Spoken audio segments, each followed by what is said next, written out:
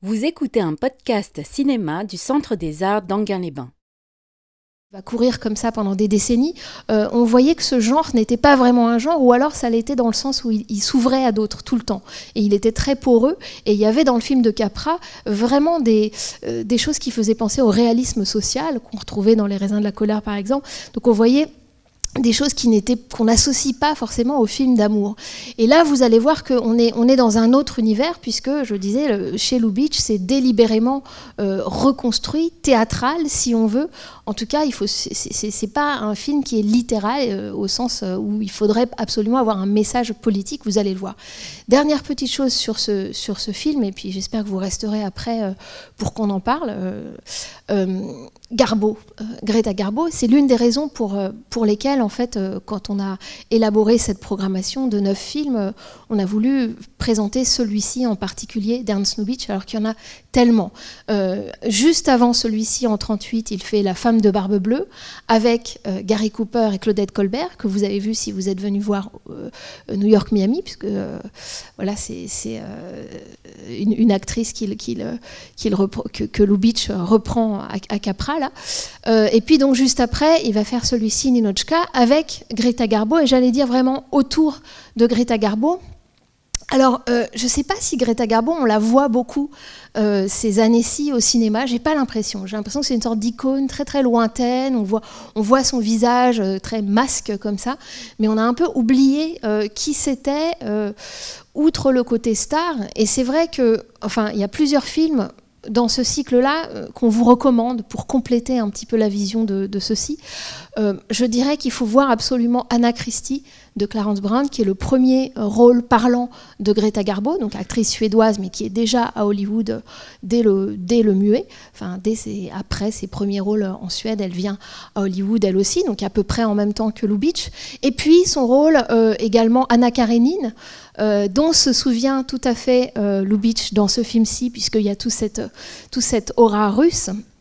Et puis également, je recommanderais le film de Cukor, le roman de Marguerite Gauthier, où elle fait une composition excellente, donc comment ça s'appelle, c'est La Dame aux Camélias, Camille, ça s'appelle en anglais, et c'est vraiment quelqu'un qui module son jeu, et c'est pas du tout l'actrice figée dont on peut se souvenir quand on ne se souvient que des photos et de la star. Et c'est quelqu'un qui a une capacité iconique, mais une capacité aussi de modulation que vous allez voir à l'œuvre ici.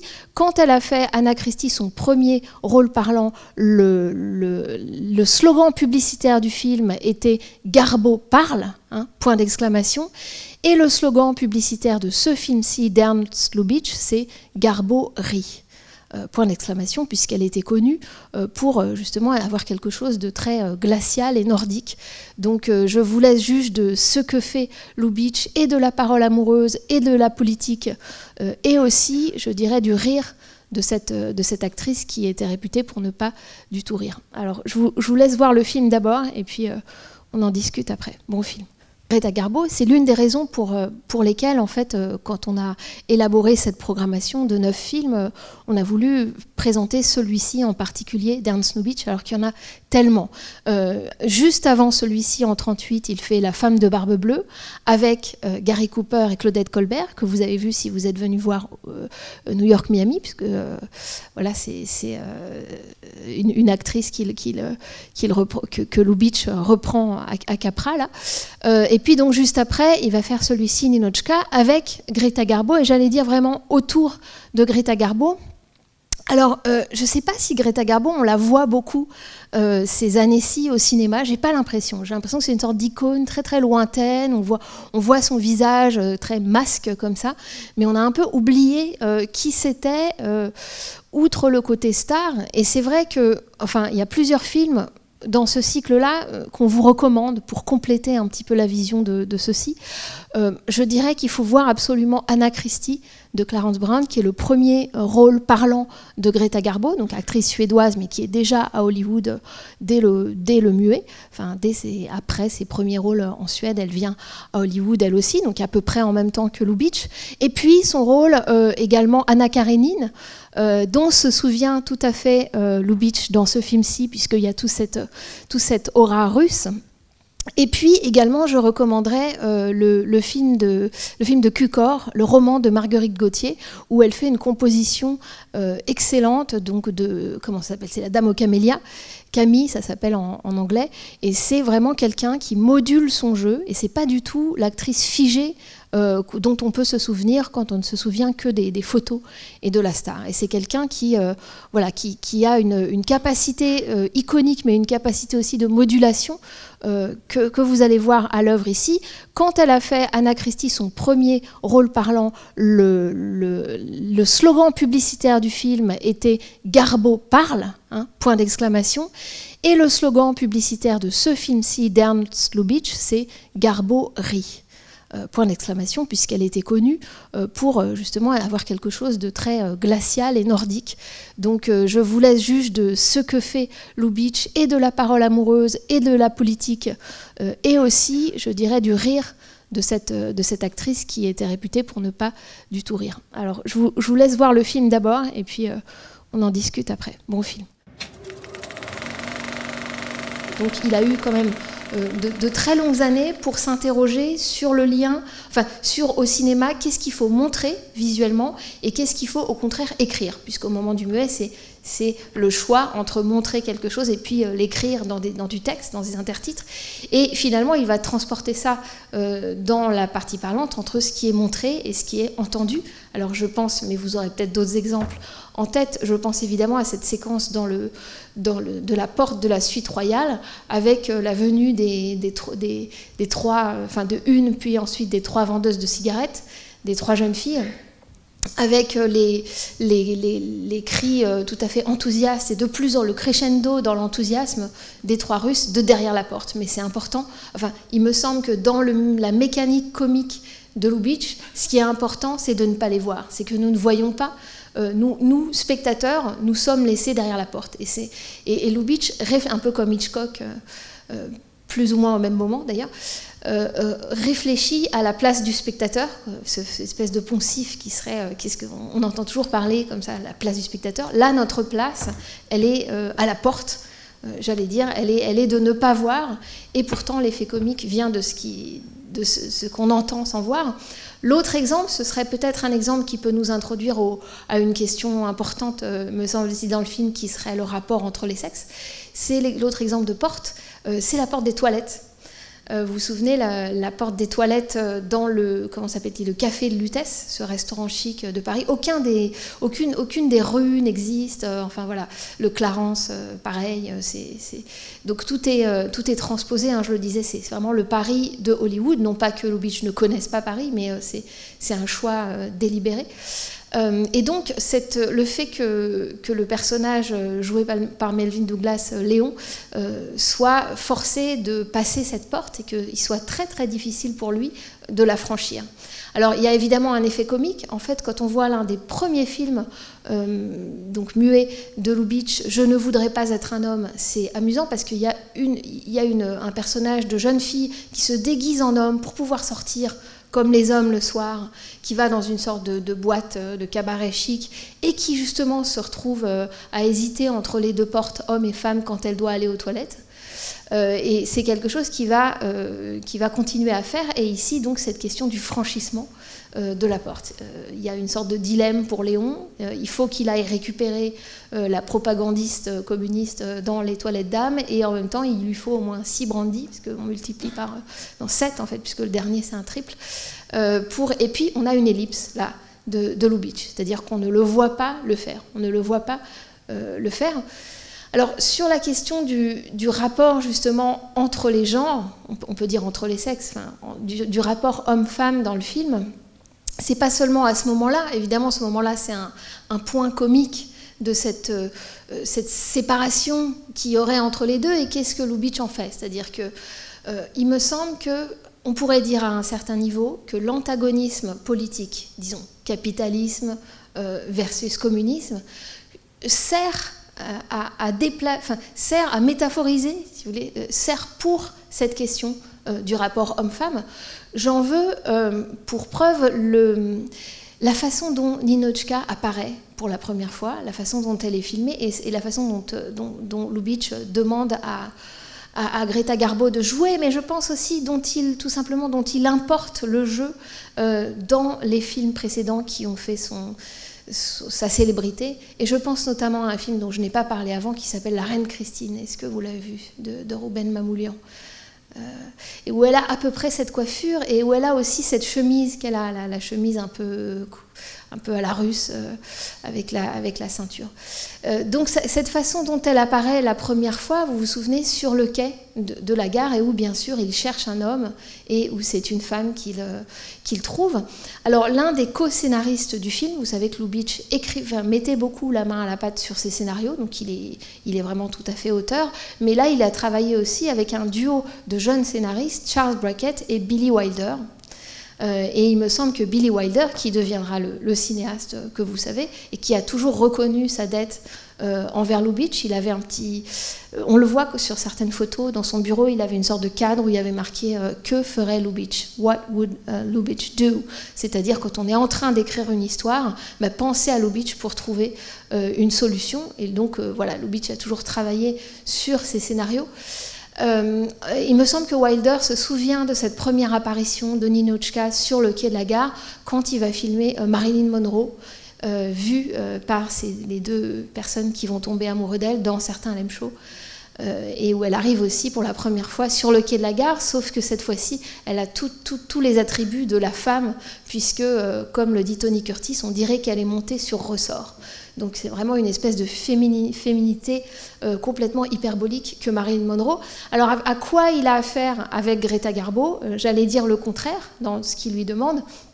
Et donc cette espèce de neutralisation. Donc ce que produit dans un premier temps le cliché, si on veut, du soviétisme, du communisme soviétique, c'est que ça la désexualise, si on veut, ça lui enlève son genre, elle n'est pas non plus masculine, elle serait quelque part neutre. Et ça se traduit bien sûr dans la platitude de ses chaussures, dans la platitude de son habit, et aussi dans le ton monocorde qu'elle emploie, et puis bien sûr dans cette espèce de visage masque qui a été remarqué bien avant, et notamment par exemple par Roland Barthes dans un texte de la fin des années, enfin il l'écrira lui dans un texte de la fin des années 50 qui est assez connu. Donc cette façon que Garbo a d'avoir un visage qui n'est pas tout à fait un visage humain, qui n'est pas tout à fait un visage, surtout qui n'est pas tout à fait un visage contemporain. Et ça relève à la fois du théâtre, à la fois il le compare au visage grimé de Chaplin, enfin voilà, cette espèce de stylisation qu'elle porte sur son visage et qui me semble ici est utilisée dans un sens particulier, à savoir un sens sexualisé, puisque comme beaucoup des films qu'on va présenter dans ce cycle, c'est une sex-comédie, hein, on dit comédie romantique, mais avec Lubitsch, on a quand même souvent une comédie érotique avant tout.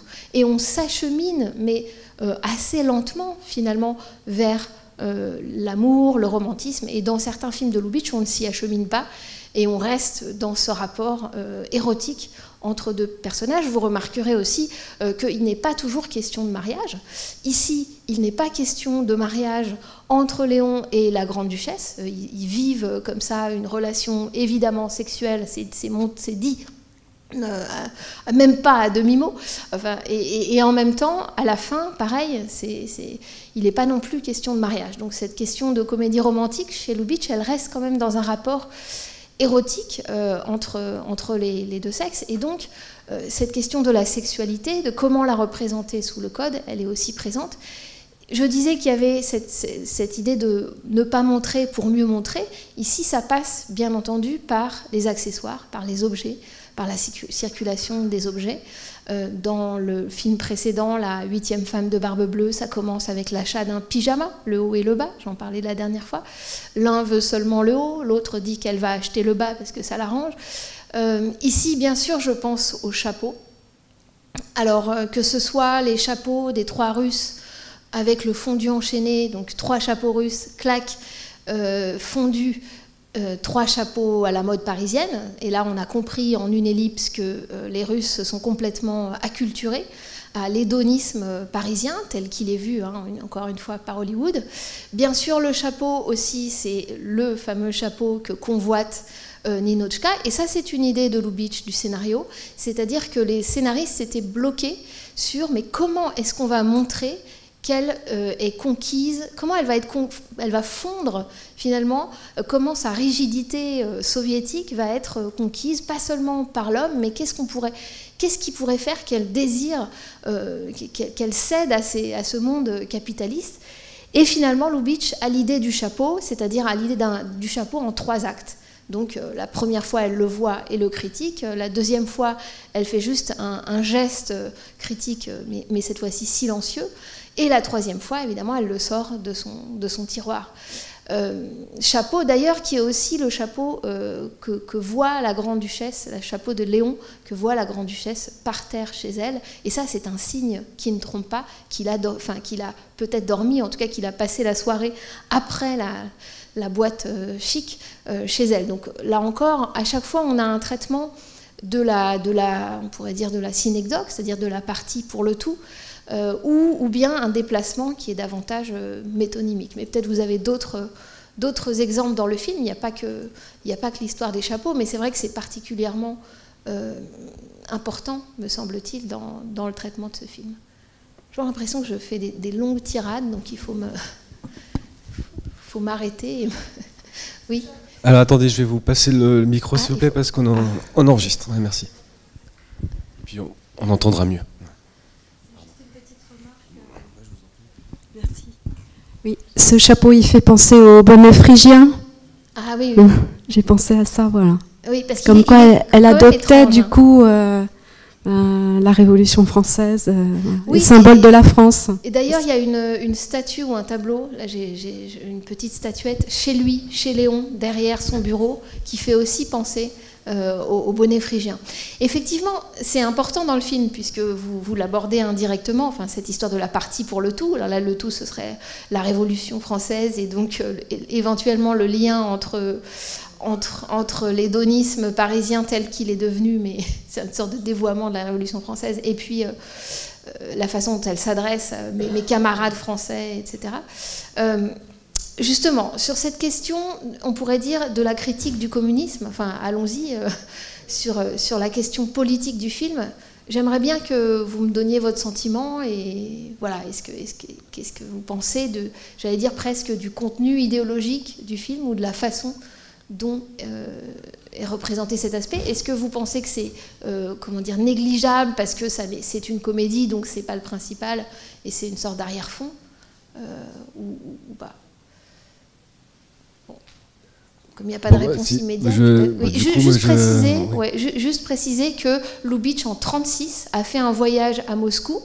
Et il est allé chez son ami vraiment de très longue date, qui était un Allemand, qui joue d'ailleurs le rôle du jeune clerc dans Nosferatu de Murnau, Gustav von Wegenheim, et qui s'est exilé en Russie au début des années 30, à la montée du nazisme. Donc il est allé chez lui et il lui a longuement posé la question du comment tu vis, qu'est-ce que c'est que cette vie, et l'ami ne comprenait pas vraiment pourquoi il était si intéressé que ça, mais surtout sa femme, la femme de cet ami, lui a fait toute une tirade sur la beauté du communisme, justement, de la solidarité du peuple, etc. Et elle rapporte qu'il l'a écouté très très attentivement, en la laissant vraiment développer.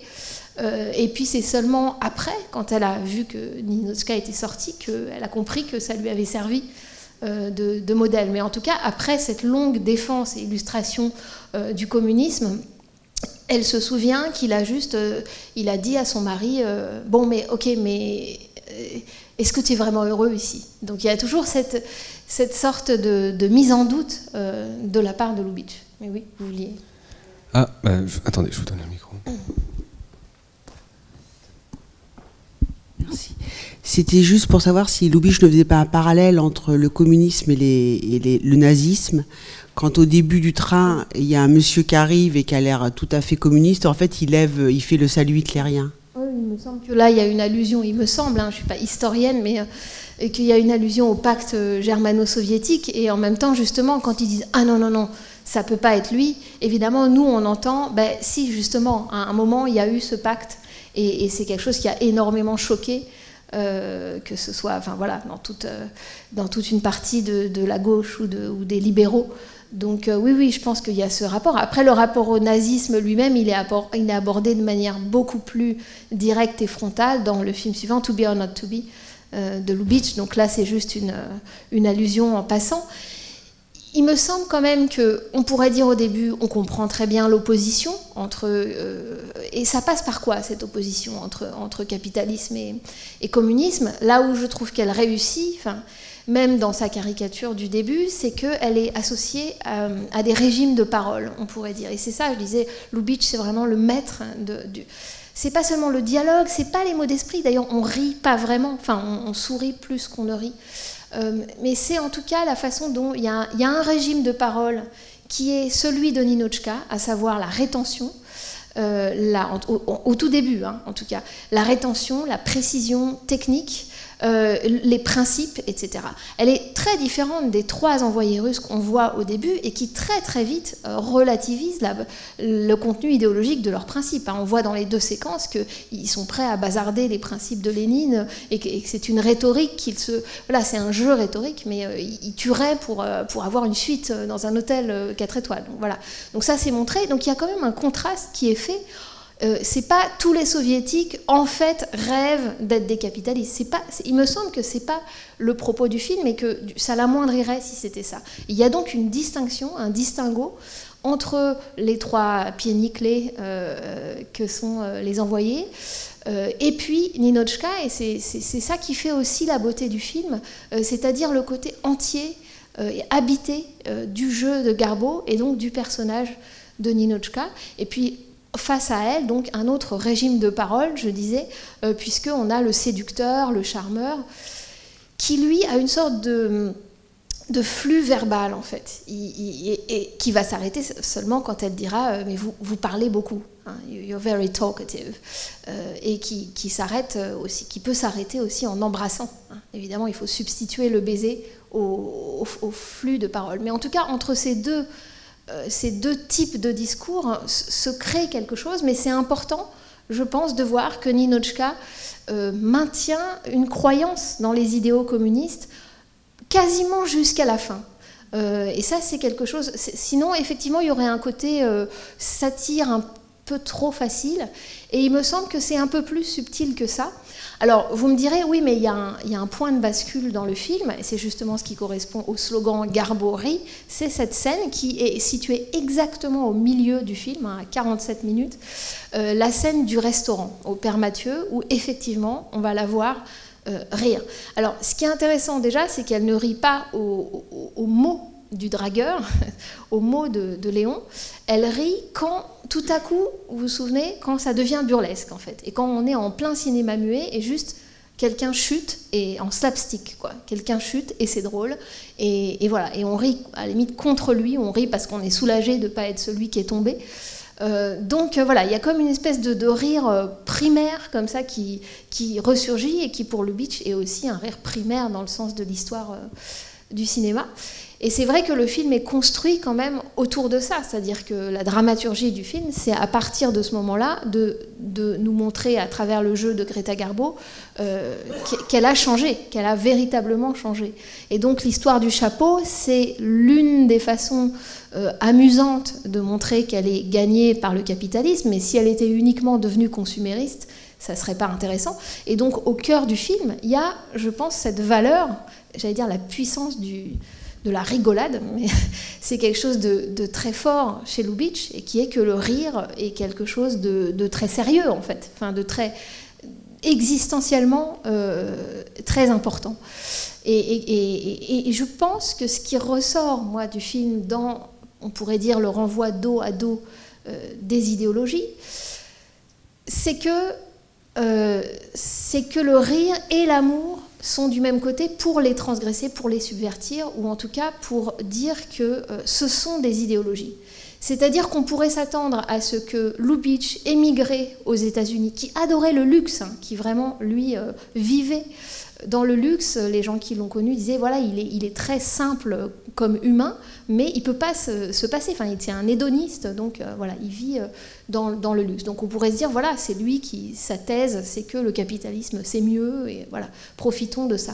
Il me semble que dans le film, c'est plus subtil, et que notamment, tout ce qui est dit autour de la Russie blanche, et du passé de la Grande-Duchesse, c'est aussi intéressant. Enfin, c'est aussi une perspective historique, certes très très stylisée et résumée et condensée en un personnage, mais tout de même très intéressant. La façon dont cette femme, exilée russe, donc blanche, s'est accommodée du capitalisme.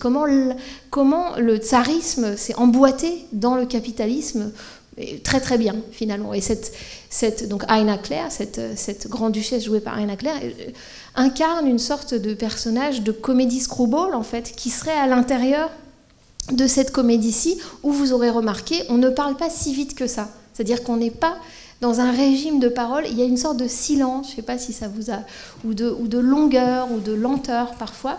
Et il me semble que ça, c'est quelque chose de rythmique que Lubitsch travaille, qu'il fait entendre, grâce notamment à Greta Garbo. C'est-à-dire qu'il prend Garbo avec tout son bagage. Je disais celui d'Anna Karénine. C'est par hasard si dans Anna Karénine, elle arrive par le train dans la neige russe. Et on sait très bien dès qu'elle arrive, si on a lu le livre, que le train, ce sera aussi l'endroit de son suicide. Et là, pareil, elle arrive aussi par le train. Donc voilà, il reprend énormément de choses de son passé d'actrice. Qu'est-ce que je veux dire dans le fait qu'il la porte ici? Il me semble qu'elle porte avec elle une mélancolie, en fait. Enfin, je ne sais pas si c'est moi qui le ressens comme ça. Et c'est cette mélancolie-là qui va infléchir l'aspect uniquement comédie sexuelle piquante, avec beaucoup d'allusions sexuelles, de double entendre, comme on dit en anglais, vraiment de nommer la chose sexuelle sans la montrer. Par exemple, il dit « Are you interested in a view ?» la première fois qu'il se rencontre avec le plan dans la rue. Voilà, il y a des choses très très érotiques dans leur dialogue, ou bien il prend son doigt pour lui montrer où ils sont sur le plan. Il dit « Je suis ici, vous êtes là », et elle dit « Je ne suis intéressée que par la plus courte distance entre ces deux points ». Voilà, donc tout ce vocabulaire comme ça très sexuel, mais voir comment... Est-ce que vous voulez voir ma blessure? Autre quand même dialogue très très érotique quand elle est chez lui.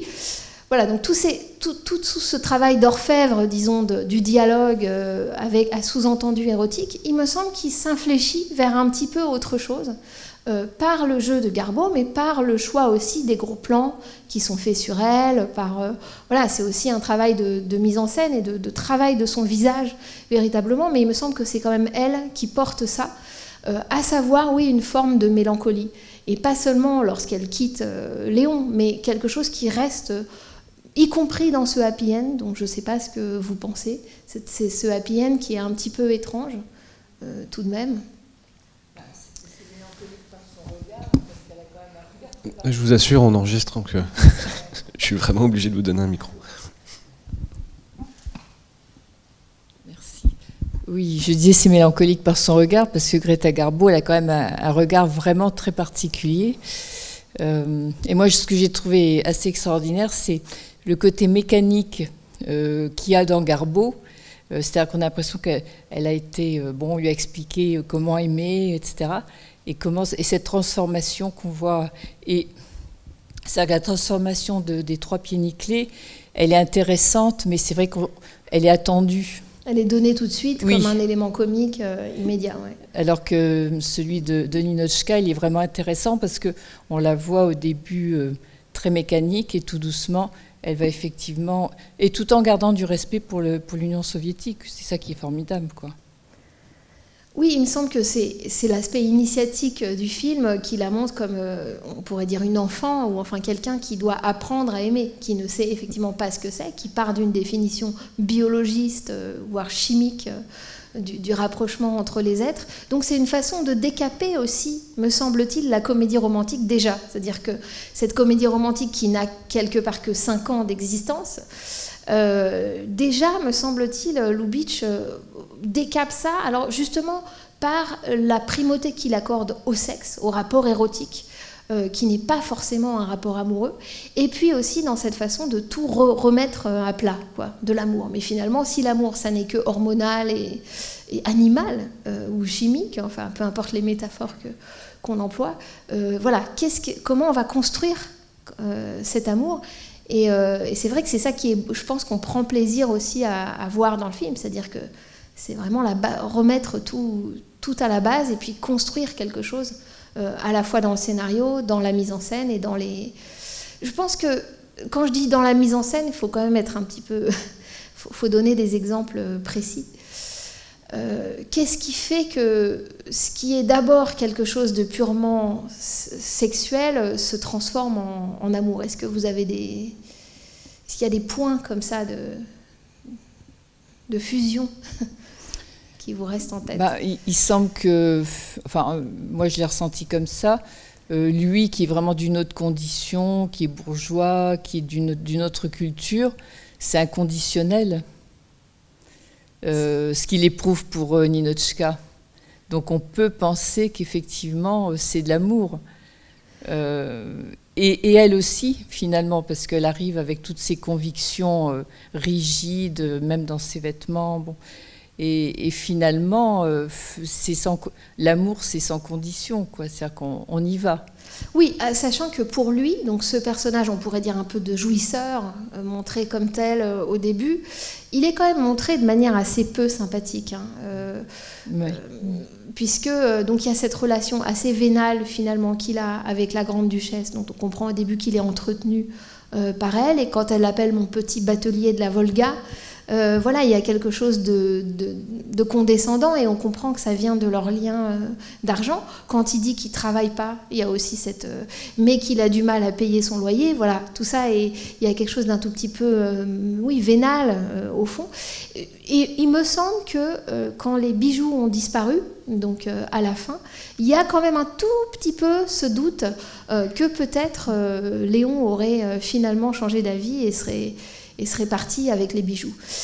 Et de même que, alors cette histoire des bijoux, c'est quelque chose qui au départ était un peu, tous ces scénarios un peu à la gomme, on se dit est-ce qu'on met le coup des bijoux ou pas, enfin bon, c'est un peu secondaire hein, quelque part dans l'intrigue. Et pourtant, ce qu'a dit Lubitsch à ça, il dit si, en fait j'aime bien les bijoux parce que ça brille. Et donc cette espèce de plaisir en fait que Lubitsch a à filmer en gros plan des objets. Vous avez des scènes qui commencent sur un gros plan d'objets et qui ensuite la caméra s'éloigne. Renoir a fait ça aussi très tôt, dans les années 30.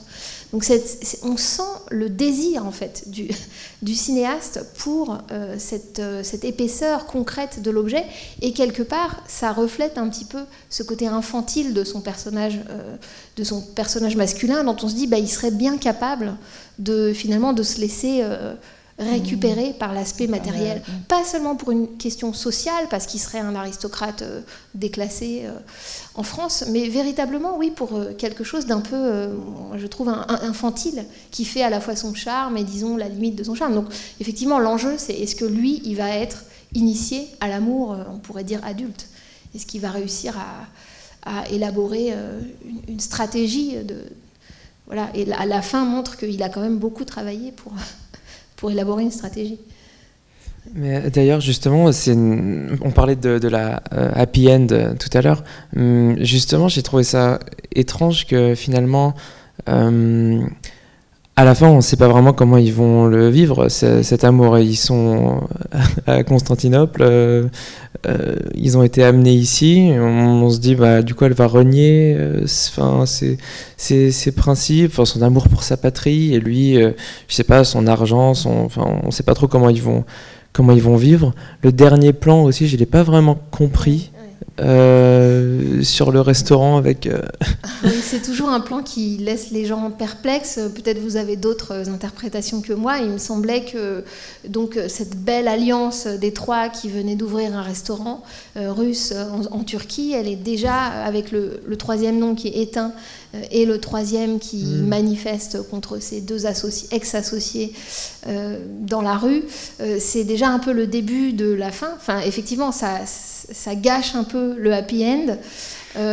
En tout cas, il me semble que Lubitsch, quand je disais qu'il décapait la comédie romantique, ça va jusque dans ses happy ends, c'est-à-dire que c'est pas quelqu'un qui va accepter un happy end hollywoodien à bras ouverts. Il veut toujours rester celui qui sait que ça va pas aller si bien et qu'il y a le monde extérieur. Mais c'est ça qui est un peu une tension chez Lubitsch entre ce monde qui apparemment n'est pas du tout un reflet de la réalité et en même temps ces petites touches qui la ramènent. Et je pense notamment au carton qui a été mis au début du film, juste avant sa sortie, puisque le film est tourné quand ça n'est pas encore la guerre en Europe, mais qui sort, je l'ai dit, un mois après le début de la guerre. Et donc il y a ce carton qui disait ça se passait au temps où une sirène était une belle femme et non pas une alarme, et où quand un Français éteignait la lumière, c'était pas parce qu'il y avait un raid aérien.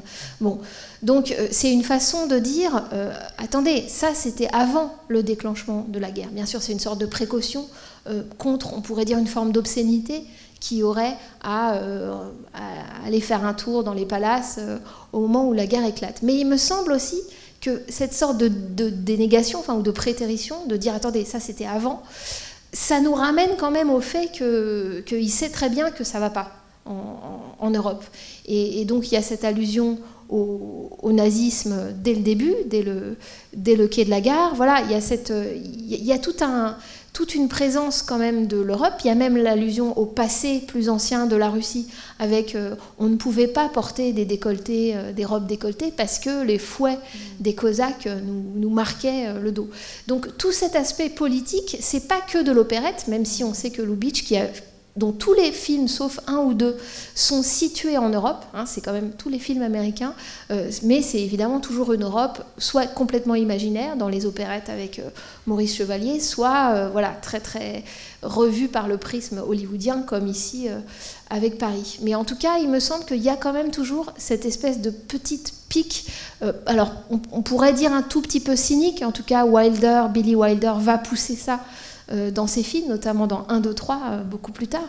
Mais en tout cas, cette fin, on pourrait aussi dire que c'est les soviétiques qui amènent la grève et les protestations en Turquie. Enfin, à la fin, quand il proteste contre ses patrons, on pourrait dire aussi qu'il a gardé, lui, quelque chose des idées communistes, de l'égalitarisme communiste, et qu'il est déjà frustré de ça, il est déjà déçu dans leur entreprise, dans leur restaurant. Mais, oui.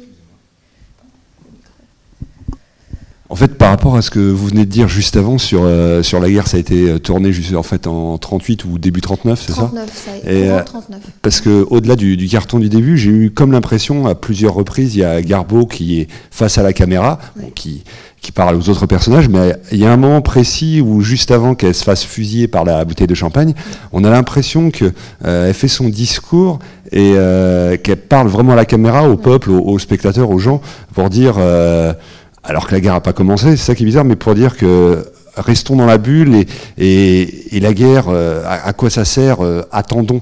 Et on a l'impression que c'est, je sais pas, c'est pour ça que c'est sorti après, mais un côté prémonitoire. Ouais, donc. Oui, c'est un moment, vous avez raison, très important. D'abord parce que cette scène du gag, du peloton d'exécution avec le champagne, elle est presque parfaite. Enfin, c'est presque quelque chose pour un manuel d'écriture du gag, et qui vient là encore quand même du muet. Enfin, il y a un héritage du muet, même s'il y a une utilisation du son. Mais en tout cas, je veux dire, elle est parfaite dans l'économie, en fait, dans son économie de gag.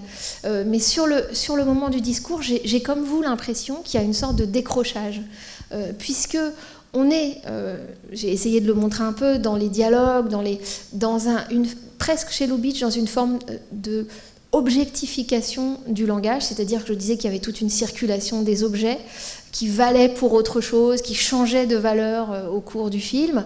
On pourrait dire que les mots aussi, quelque part, sont transformés en objets chez Lubitsch et sont échangés. Il y a toujours des mots qui restent, que ce soit Tchécoslovaquie, que ce soit Constantinople aussi dans La Veuve joyeuse, mais que ce soit Tchécoslovaquie dans la 8e femme de Barbe Bleue, par exemple. Il y a des espèces de mots comme si ça se mettait à clignoter et qui s'autonomisaient du reste du dialogue et qui se mettaient à être des petites choses, des petits objets qui circulaient comme des accessoires. De même là, quand il dit « mais oh, that's an idea yeah, but who said we need to have an idea » quand les deux Russes disent « oui, ça tiens, c'est une idée, mais oui, mais on n'est pas censé avoir une idée. » Bon. Et donc, espèce de décrochage méta-langagier que Lubitsch affectionne particulièrement. Alors ici, c'est un petit peu différent, puisqu'on passe dans une sorte de régime de discours. On était dans un dialogue amoureux, sensuel, etc., et on passe à quelque chose qui nous paraît sérieux, enfin, qui nous paraît un propos qui serait peut-être de l'ordre du message. En fait, moi, cette adresse face caméra, elle me fait beaucoup penser au discours du dictateur de Chaplin 2 ans plus tard, effectivement, au discours très connu, où alors là, effectivement, il change carrément de régime de parole dans le film, et on se dit, là, c'est pas possible, c'est Charlie Chaplin qui nous parle à nous. C'est même plus tel ou tel personnage du film. Il fait une sorte de parenthèse où il dit, c'est trop grave, c'est la guerre, je te parle à toi, public, parce que je t'ai dans une salle et que, voilà, que tu m'entends fort, etc. Donc il y a une espèce de transformation du film dans Le Dictateur de Chaplin en radio, en message radio, qui est très, très impressionnante, parce qu'elle est quand même travaillée dans le tissu du scénario. Elle n'est pas complètement plaquée, même si certains critiques ont trouvé qu'elle était trop idéologique, trop plaquée. Ici, c'est un peu plus doux et un peu plus lisse, mais en fait, ce qu'elle dit, c'est vraiment la chanson de Brassens, mourir pour des idées, d'accord, mais de mort lente. Hein, c'est vraiment ça. C'est cette idée, donnez-nous un instant pour la joie. Et effectivement, là où je trouve que ça ne fait pas plaquer, justement, et où ça ne fait pas message lourdement incrusté dans le film, c'est que tout le film, et j'allais dire presque tout Lubitsch, c'est justement ce travail de rendre précieuse la légèreté et de montrer que la légèreté, le rire, la frivolité des relations érotiques, c'est justement un fondement de l'humanité. Et ça, c'est peut-être aussi dans son humour, l'humour juif qu'il a américanisé. Mais en tout cas, cette idée qu'il n'y a pas une opposition entre la légèreté, la frivolité et voilà, quelque chose qui serait de l'ordre du danger politique, etc. Il y a un danger presque de vie ou de mort de ne pas pouvoir avoir accès au plaisir, de ne pas pouvoir avoir accès à son propre désir, ce qui arrive au personnage de Ninotchka qui au début ne connaît pas du tout son désir et qui effectivement tâtonne et le trouve. Et je trouve qu'il nous montre que ça, c'est très très important. C'est pour ça que Lubitsch, c'est un individualiste. Et je pense que Lubitsch, il est américain dans ce sens-là. Il n'est pas pour les capitalistes contre les communistes, il n'est pas non plus pour les communistes uniquement pour, même si ça lui sert de critique de la société capitaliste dans laquelle il vit, certes, c'est utile de montrer qu'il y a d'autres vues, parce que finalement ce qui tourne à Moscou dans la pièce partagée, il y a quand même toute cette humanité avec Anna. Toutes ces discussions, enfin, c'est pas du tout uniquement la caricature de la Russie où on est obligé de partager, voilà, où tout le monde est le commissaire politique de l'autre. Il n'y a pas que ça, il y a quand même une dimension humaine. Elle joue de la musique, bon, etc. Donc voilà, donc c'est pas que ce portrait-là, mais du coup j'ai oublié le début de ma phrase. Oui.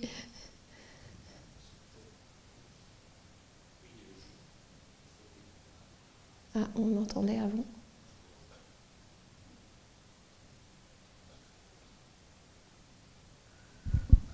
Vous m'entendez? Oui. Oui, je partage entièrement votre analyse. Je voulais juste dire 2-3 choses. La qualité de l'image en noir et blanc, c'est quand même top. Ça ajoute beaucoup, je trouve, à ce film. Une chose aussi sur le communisme. J'ai été frappé par une des remarques des 3 pieds nickelés quand ils sont à Constantinople, où ils disent au moins ici, on peut dire... Ah là, il y a un sabotage capitaliste, une censure.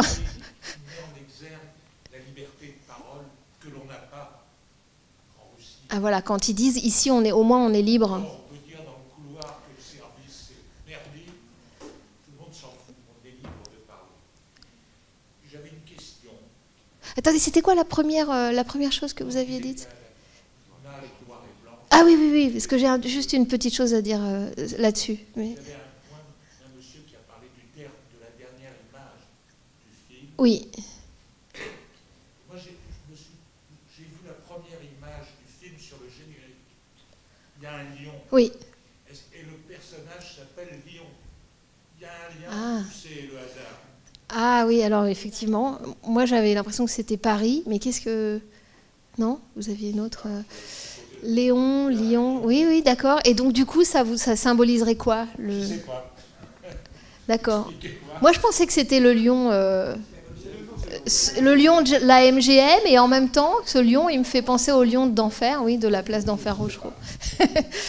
Mais il y a peut-être d'autres interprétations. Mais juste sur l'image en noir et blanc, parce que William H. Daniels, c'est le directeur de la photo, et c'est notamment, mais pas seulement, mais le directeur de la photo un peu attitré de Greta Garbo. Et c'est aussi ce qui fait l'unité de ce film entre la reine Christine, donc il a aussi fait la photo de la reine Christine de Rouben Mamoulian, entre autres, et celui-ci. Et donc, quand je dis qu'il y a une unité dans son jeu, il y a aussi bien sûr une unité dans la façon dont elle est filmée, dans les soft focus qu'il fait, c'est-à-dire l'adoucissement voilà, dans les tons de lumière qu'il choisit, tout ça est évidemment quelque chose qui, dans la façon dont il l'éclaire en fait, c'est très important, sachant que il est question d'une opposition à un moment. Elle dit, elle dit à Léon, vous représentez la Russie blanche et moi je représente la Russie rouge. Alors évidemment on est en noir et blanc, donc ça ne peut pas être repris comme un système chromatique à l'intérieur du film. Merci.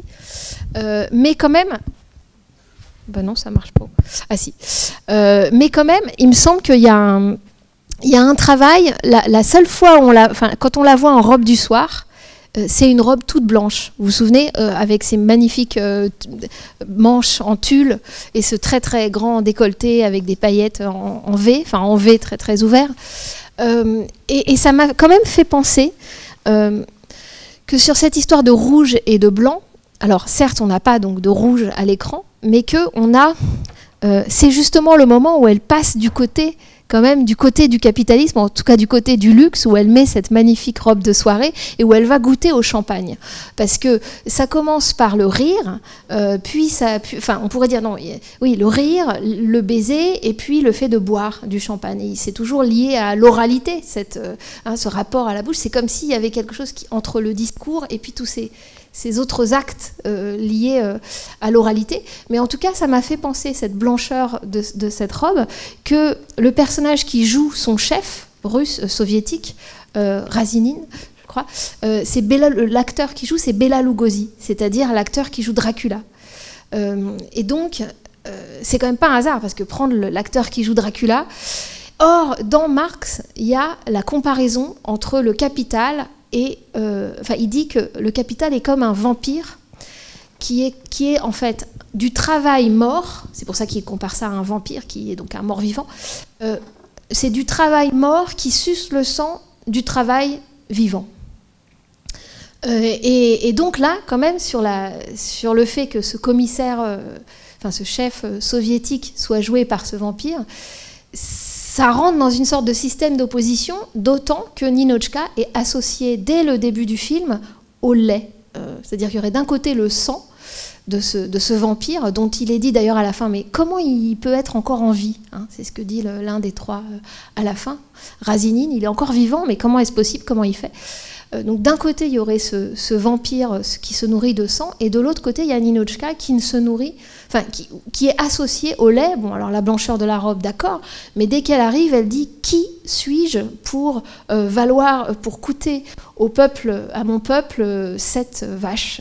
Et puis ensuite, il y a cette question du lait de chèvre qu'elle a bu quand elle était petite, et non pas du champagne, et puis le lait de chèvre qu'elle reçoit en cadeau de Léon, et même cette d'histoire drôle avec de la crème, et à la fin les blinis à la crème. Donc il y a une espèce de récurrence comme ça, et c'est vrai que le cinéma de Lubitsch est tellement économique quelque part, c'est-à-dire que chaque image, que du coup on peut difficilement avoir l'impression qu'on est fou en extrapolant. C'est-à-dire que je pense c'est quelqu'un d'ultra conscient de ses procédés et de son écriture. Il n'y a pas trop de gras, il n'y a pas trop de choses qui sont complètement hasardeuses. Donc cette opposition, en tout cas l'association de Ninotchka au lait, y compris dans le travail de la blancheur, de la consistance de son teint, voilà. Voilà, je disais ça parce que vous parliez du noir et blanc, mais est-ce qu'il y a d'autres remarques ou... Non, vous avez... Est-ce que le film vous a plu?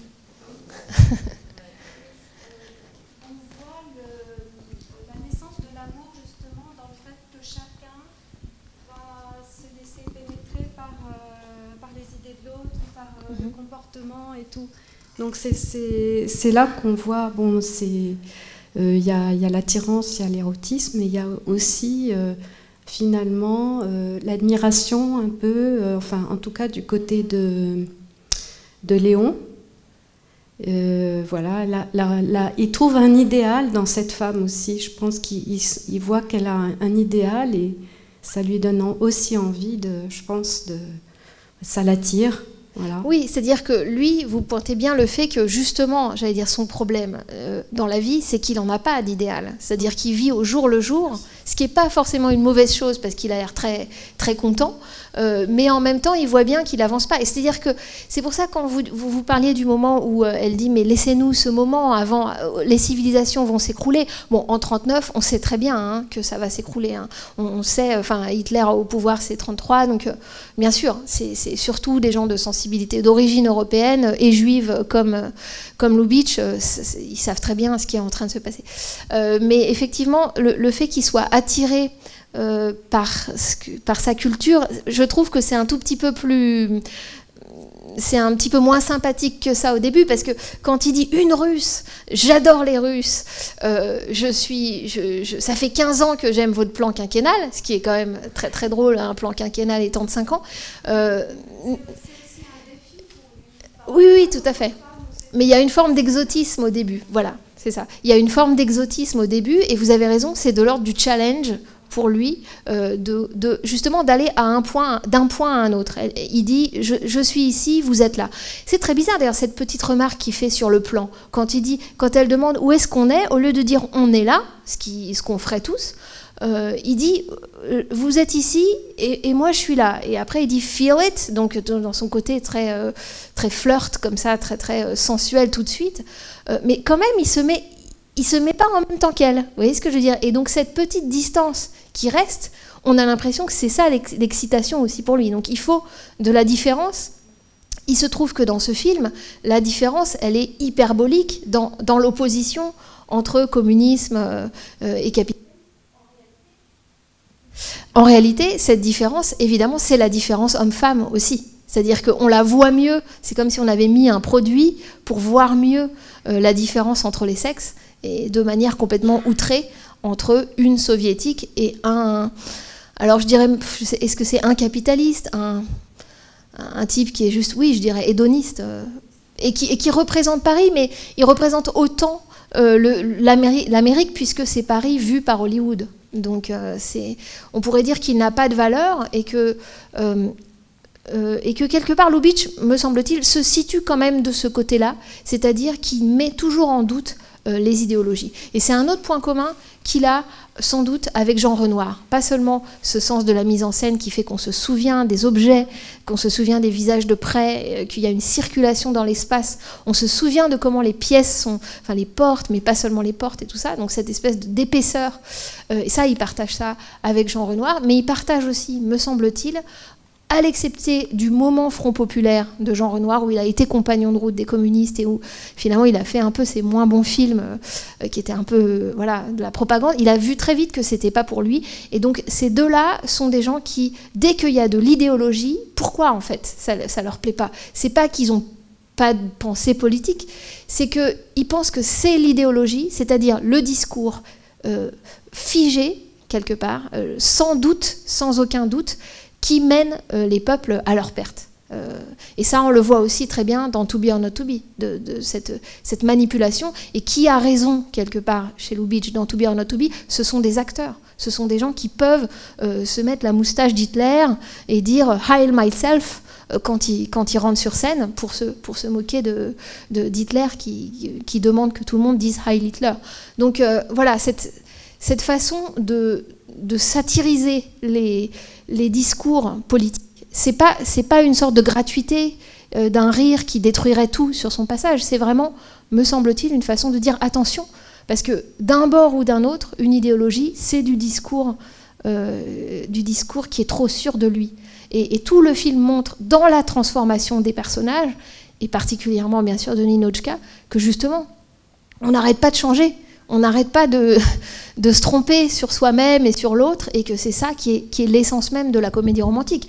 Je disais pour la comédie du remariage, où c'est des gens qui au début sont ensemble, puis il y a une espèce d'énorme crise, puis finalement ils sont à nouveau ensemble, mais selon un autre contrat, on pourrait dire un autre contrat existentiel, c'est-à-dire de l'égalité hommes-femmes, parce qu'ils se sont appris chacun quelque chose de leur différence, notamment sexuelle.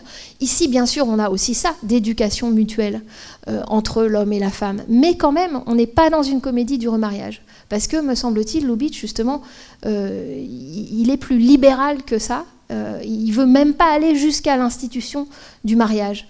Et ça se voit aussi dans ce film par la multiplication des contrats. Il y a toujours des contrats à signer. Or, dans le droit américain, le contrat, on pourrait dire, s'oppose à la loi. Le contrat, c'est des affaires privées entre les gens. On peut faire écrire ce qu'on veut sur une lettre et ça devient un contrat qui a force de loi au tribunal. Tandis que la loi, ce serait vraiment quelque chose d'extérieur et de potentiellement totalitaire. Donc c'est pour ça que la multiplication des contrats dans le film n'est pas, pour moi, ne va pas du côté d'une espèce d'institution qu'il faudrait toujours remettre entre les êtres. Comme dit le représentant russe au bureau de voyage, quand il dit no visa, il dit mais il n'y a pas de private business en Russie. Avec le jeu évidemment entre il n'y a pas de secteur privé en Russie, mais aussi il n'y a pas d'intimité possible entre les êtres. Donc c'est très important pour Lubitsch, toujours avec cette idée d'un individualiste à l'américaine, mais de maintenir cette possibilité de commerce de langage et de commerce érotique entre les êtres. Oui. Il marche finalement le micro.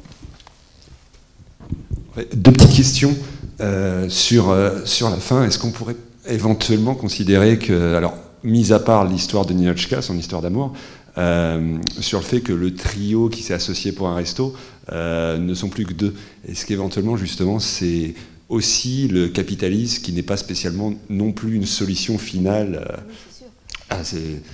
on peut considérer ça. Voilà, ça c'est sûr, c'est-à-dire qu'il n'y a pas d'utopie. Il n'y a pas d'utopie chez Lubitsch et il va les montrer pour tout de suite, ou pas tout de suite, mais en tout cas les casser assez rapidement. Il ne croit pas, et c'est-à-dire que voilà, il est absolument sûr que c'est des arnaques à l'arrivée. Et c'est ce qu'il voit apparemment avec le nazisme, évidemment, parce qu'il est très au courant de ce qui se passe en Europe. Mais effectivement, pour lui, toute idéologie, de même qu'il pense ça, bien sûr, du communisme. Il voit très bien la vertu de la solidarité humaine, du collectif, mais il voit aussi tout de suite tout l'aspect normatif, totalitaire.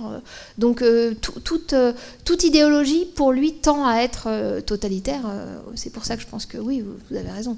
J'ai une deuxième question, mais rien à voir. En fait, c'est par rapport au code Hays. Je ne me rappelle pas, le baiser, il doit durer jusqu'à un maximum combien de temps? Oui, je crois que c'était 3 secondes. C'est assez long, 3 secondes, en fait. Mais c'est vrai que moi aussi, j'ai eu cette impression qu'il était un peu plus long. Non, alors, je suis pas sûr, mais en fait, c'est assez long. Mais la première soirée qu'ils passent ensemble, justement, c'est long, oui et non, mais on va dire que c'est plus ou moins court, mais il y en a plein. Oui. Elle leur demande une fois, lui à son tour, il leur demande, comme vous dites. Donc effectivement, il transgresse à sa manière. Donc, oui, alors le rab de baiser, donc effectivement d'abord il y a le comique de quand elle dit encore, on s'y attend pas du tout. Et puis cette façon dont elle prononce again, parce que Lubitsch travaille toujours les accents. Il y a des films où c'est plus évident, où on parle plein de langues, voilà, où il y a des accents très prononcés. Bon, là, c'est au bout d'un moment, on oublie peut-être un petit peu son accent, mais la façon dont elle dit again, la façon dont ensuite elle-même, elle le fait taire, cette fois-ci en l'embrassant elle-même, mais surtout, il y a un changement d'angle de la caméra, où tout à coup, on passe disons, pas tout à fait, disons, de la... Pas vraiment frontale, mais presque, à un plan en plongée sur elle, et où là, on a une espèce de bascule, comme si, effectivement, quelque chose de très érotique, d'encore plus érotique venait d'arriver, alors que c'est vraiment dans la continuité. Et là, on peut voir dans ce petit raccord, une espèce de petit sursaut qu'on a en voyant le changement de plan qui ne sert à rien dans la narration, que peut-être là se cache quelque chose une sorte de métaphore de l'acte sexuel, cette fois-ci prolongé. Effectivement, ce jeu avec l'interdiction de faire des baisers longs, vous savez que Hitchcock, de manière très célèbre, s'en est servi dans Notorious, dans Les Enchaînés, qui doit dater de 48, c'est ça, ou 46, avec Cary Grant et Ingrid Bergman. D'ailleurs, il faudrait le passer si c'est pas fait. Il est peut-être passé il n'y a pas très longtemps. Voilà, il faudrait faire qu'un cycle sur les baisers les plus longs de l'histoire du cinéma. Et où, en fait, il est au téléphone. Cary Grant est au téléphone pendant qu'il embrasse... il attend quelqu'un, on le fait attendre au téléphone. Et donc, ça fait une espèce de... Et puis, il a une espèce de pilon de poulet aussi qu'ils sont en train de manger tous les deux. Et donc, en fait, ça fait un baiser très, très long, si on additionne tous les petits morceaux, mais en pointillé. Et donc c'était ça l'idée d'Hitchcock pour détourner la longueur réglementaire du baiser. En fait, effectivement, Lubitsch avait déjà trouvé ça. Mais de toute façon, il y a des grands rapprochements dans l'économie de la mise en scène entre Lubitsch et Hitchcock. Notamment parce que Hitchcock avait étudié vraiment dans les studios de la UFA. Il a visité d'abord un film de Murnau qui était en train de se tourner, et puis il est resté et il a tourné à Berlin. Donc il a vraiment, Hitchcock, un œil, on pourrait dire, formé en Allemagne, et notamment voilà, tout l'aspect un peu expressionniste, mais aussi le goût du détail, etc. Bon, bref, donc il y a des rapprochements très très évidents entre Lubitsch et Hitchcock, cette réflexion sur qu'est-ce que je montre. Je sais que le spectateur, la réflexion sur le spectateur, en fait, le spectateur, il a envie de voir. Donc, qu'est-ce que je lui montre, qu'est-ce que je lui montre pas? Pour Lubitsch, ça passe notamment par la synecdoque. On montre un chapeau, voilà, qu'est-ce que ça veut dire? Et ça passe aussi par les portes. Mais pour Hitchcock, c'est un petit peu différent parce qu'il y a toute une problématique du voyeurisme qui est beaucoup plus poussée, beaucoup plus loin que chez Lubitsch. Mais en tout cas, chez Lubitsch, ça reste... Oui, il y a une force érotique de ça, de montrer, cacher, laisser hors champ, etc. Faire entendre et ne pas faire voir, etc. Oui. On a envie d'adhérer à aucune idéologie politique, mais celle de l'amour, oui. Voilà. Donc, effectivement, on a envie d'adhérer à aucune des deux idéologies, que ce soit la blanche ou la rouge, mais je trouve qu'il défend celle de l'amour dans ce film. Alors, en fait, oui, il y en a même trois, parce que quand on dit la blanche ou la rouge, en fait, la blanche, c'est la Russie tsariste, donc c'est encore autre chose. C'est la royauté vraiment divine, complètement trivialisée dans la personne quand même de la Grand-Duchesse. Hein. C'est vraiment quelqu'un qui s'est américanisé au pire sens du terme. Je trouve, on a l'impression qu'elle... son personnage est traité, on a l'impression qu'il vient d'un autre film, qui vient d'un autre type de comédie américaine, screwball du moment. Donc effectivement, il y a trois idéologies en fait, puisqu'il y a aussi l'idéologie capitaliste à travers le prisme de l'hédonisme. Alors cette idée, je trouve très belle, d'un parti des amants. Effectivement, c'est le moment où c'est exprimé le plus clairement dans le film. Lovers of the world unite. Alors il ne faut pas faire ça justement, puisqu'il y a pas. C'est le baiser qui est le signe de ralliement. C'est évidemment très très fort et drôle, et en même temps c'est assez poignant parce que justement l'actualité avec les signes bien réels, le Heil Hitler et tout ça, le salut nazi, font que là encore, je crois que ça participe de la subversion pour Lubitsch, de la force de subversion et du rire et de l'amour. Et je pense qu'ils sont vraiment indissociables en l'occurrence, et que Léon, il a gagné il a gagné Ninotchka à partir du moment où elle rit, même si c'est à ses dépens. À partir du moment où elle est montrée en train de rire dans le restaurant, comme par hasard en présence d'ouvriers, hein, là, il y a une espèce de nœud qui se fait entre l'amour, le rire et la politique, et qui ensuite voilà, restent tous les trois liés et avancent de conserve, avec parfois l'un des trois qui manque, et on se dit... Mais du coup, par exemple, il y a ce travail dans le scénario sur la reprise de la description technique de la Tour Eiffel, par exemple, où on a au début le dragueur qui est là avec son guide Michelin pour dire elle fait tant de mètres, il y a tant de marches, etc. Et où ce discours-là, complètement techniciste, parce qu'il lui sert le discours dont il a compris que c'était ça qui l'intéressait, va être pris après, exactement les mêmes mots techniques, mais cette fois-ci empreint et d'amour, dans la scène de l'avion, empreint et d'amour, et de nostalgie, et de mélancolie. Et ça, c'est vraiment une sorte d'exemple aussi, de montrer comme chez Lubitsch, je disais que les objets changent de valeur et changent de fonction au cours du film, les mots aussi. On peut avoir les mêmes mots, et en fait, dit dans une situation différente, ils veulent dire autre chose. Et là, ils veulent dire « je pense à lui », alors qu'elle est en train de dire « la Tour Eiffel est une structure en fer », etc. Donc ça, c'est assez magistral, effectivement, dans l'imprégnation de l'amour et dans la force, oui, de subversion de l'amour. Mais là encore, du coup, c'est pas un absolu amoureux. On voit bien que pour Lubitsch, l'amour, c'est un levier quand même. C'est pas tout à fait pareil que chez des vrais romantiques, entre guillemets. Je pense qu'il y a un anti-romantisme de Lubitsch, qu'il n'y a pas chez Cukor. Juste toute petite chose, puisque parfois on fait des petites notes en bas de page pour vous envoyer voir ou revoir des films. Ça, c'est l'avant-dernier film de Greta Garbo, avec Greta Garbo. Son dernier film, c'est The Two-Faced Woman, la femme aux deux visages. Voilà. La femme aux deux visages de Georges Cukor. Et bon, qu'elle détestait, dont elle pense que ça l'a fait arrêter finalement le cinéma, donc en 1941, hein, 2 ans après ce film-ci. C'est une comédie, et donc elle rit à nouveau, et elle joue une femme qui fait semblant d'avoir une sœur jumelle. Et voilà, thématique qu'on va retrouver peut-être lors de la prochaine séance.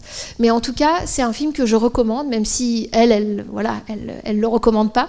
Mais c'est un film qui montre encore vraiment le potentiel comique de Greta Garbo, qui, voilà, ça peut surprendre, mais c'est une actrice qui vraiment module absolument son jeu.